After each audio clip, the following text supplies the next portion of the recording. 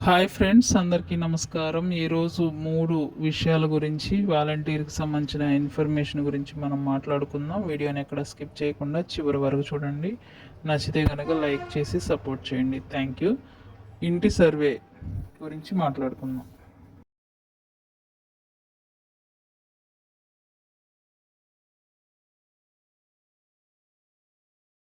తహసీల్దార్, police officers మరియు సచివాలయ ఉద్యోగి, అలాగే గ్రామ వార్డు వాలంటీర్స్ను కూడా తీసుకున్నట్లుగా సమాచారం.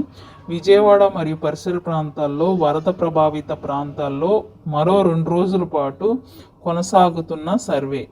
అంటే సర్వేలో కూడా వాలంటీర్స్ని తీసుకుని పని చేపిస్తున్నట్లుగా మనకి ఇక్కడ సమాచారం అయితే ఉంది.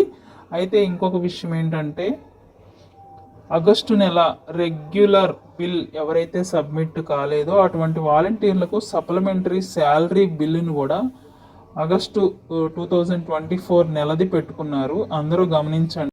ఇదే ఇన్ఫర్మేషన్ మనం కమ్యూనిటీ ట్యాబ్లో పోస్ట్ చేస్తే చాలామంది కామెంట్స్ ఏమొచ్చినాయి అంటే, ప్రతి నెల ఇలాగే మాకు సప్లిమెంటరీ బిల్స్ అప్డేట్ చేస్తున్నారు కానీ శాలరీ అయితే 4 నెలల నుంచి క్రెడిట్ అవ్వడం లేదు.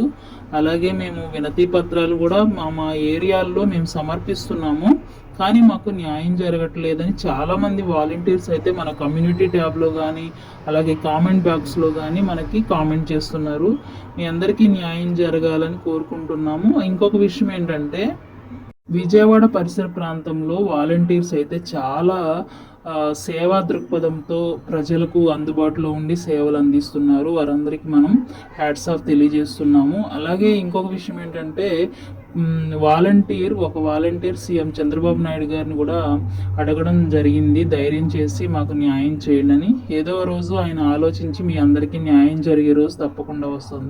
వాలంటీర్స్ అందరికీ నా తరపు నుంచి చెప్పే ఒక సందేశం ఏంటంటే, ఫైనల్గా జరిగేది మీ సేవలను ప్రభుత్వం తప్పకుండా వినియోగించుకుంటుంది. కాస్త సమయం పట్టొచ్చేమో కానీ మేలే జరుగుతుంది మీకు.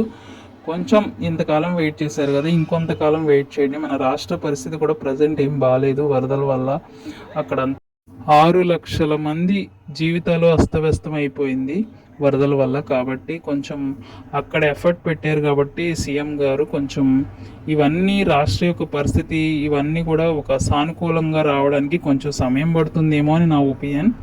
కాబట్టి మీరు కాస్త వెయిట్ చేస్తే మంచిది. ఈ మాట విని మీకు బోర్ కొడితే దయచేసి క్షమించండి. మీకేమనిపిస్తుంది, ఫ్యూచర్లో మీకేం జరగబోతుంది, మీ అభిప్రాయాన్ని కామెంట్ రూపంలో తెలియజేయండి.